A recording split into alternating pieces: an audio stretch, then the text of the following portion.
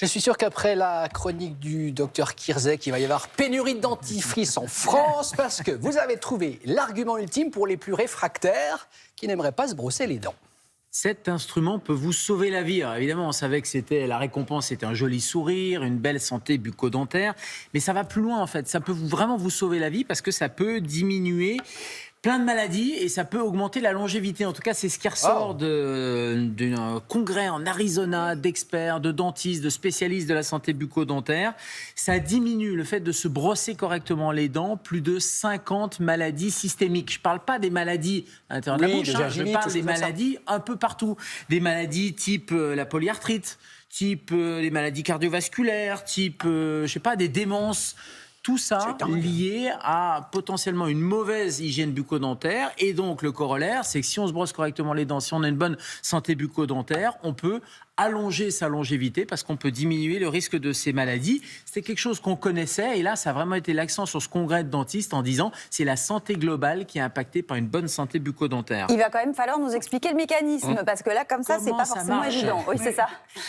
Quand vous avez des bactéries, vous savez, la plaque dentaire, des bactéries autour des dents, il va y avoir une gingivite, c'est l'inflammation de ce qui soutient la dent, et puis une parodontite, c'est-à-dire l'inflammation et les bactéries vont diffuser un peu, mais il y a des petits vaisseaux sanguins. Ces petits vaisseaux sanguins, ils communiquent avec quoi? Avec la circulation sanguine. Et donc les bactéries qui sont dans les dents, l'inflammation qui est locale, elle va devenir loco-régionale, puis générale, puisque toutes ces bactéries vont migrer un peu partout. Ça va migrer au niveau du cerveau, augmentation du risque de maladie d'Alzheimer, au niveau des poumons, les maladies respiratoires, des décompensations chez des gens qui ont déjà une pathologie respiratoire. Ça peut créer des crises par exemple de BPCO, la bronchopnéopathie chronique obstructive, naissance prématurée chez les femmes enceintes, diabète pancréas avec des risques de diabète, l'arthrite, parce que quand ça va se fiche un peu dans les articulations, ça crée de l'inflammation. Bref, on voit bien que toutes ces bactéries, toute cette inflammation locale, le corps, il est relié en permanence.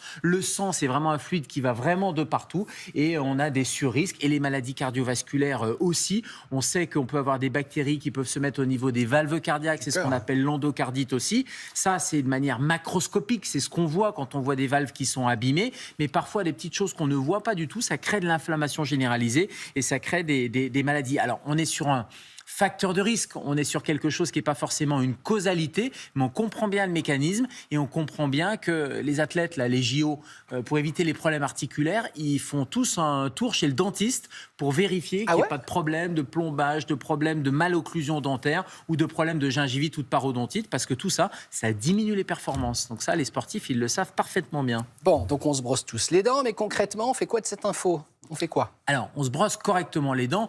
On disait, vous savez, c'est 3 fois. Le rythme, oui, c'est un bon rythme. On a entendu 2 fois. 3 fois par jour. Donc maintenant, c'est 3. Parce que le mode de vie moderne, c'est compliqué d'avoir sa brosse à dents. Oui, moi, je l'ai amené après Télématin, je pourrais me brosser les dents. Mais parfois, sur le lieu de travail, c'est compliqué. Donc, c'est au minimum 2 fois par jour. Surtout le soir, parce que le brossage du soir, il est hyper important. Mais pourquoi? Parce que vous allez rester dans la cavité buccale avec du sucre, avec des débris alimentaires si vous ne vous brossez pas toute la nuit et ça va stagner pendant 12 heures. Donc, le matin, le soir, midi, c'est mieux. Si on ne peut pas, qu'est-ce qu'on fait? Un chewing-gum. Un petit chewing-gum. Ah, évidemment, un chewing-gum sans sucre. Et ça, c'est bien parce que ça stimule la production de salive et donc ça permet vraiment de remplacer le brossage. Donc, c'est 3 fois si on peut, sinon 2 fois, plutôt le soir. Et on rappelle que c'est vertical, hein.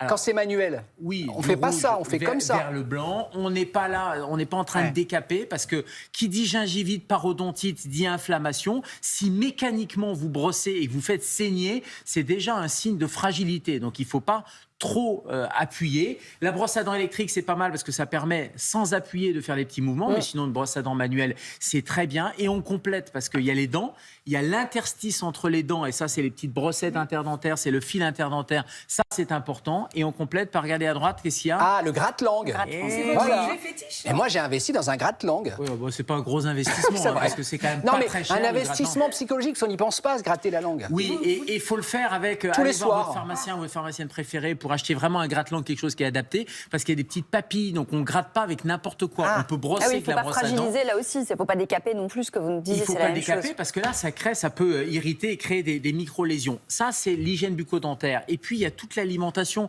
On parlait tout à l'heure des sodas avec le sucre, etc. Mais toute l'alimentation ultra transformée, faut éviter parce que c'est pas bon, y compris pour les dents. Voilà. Prenez Merci, ça docteur. et vous aurez un cerveau en pleine forme. Oh, dis donc, on va tous être centenaires. Merci, docteur.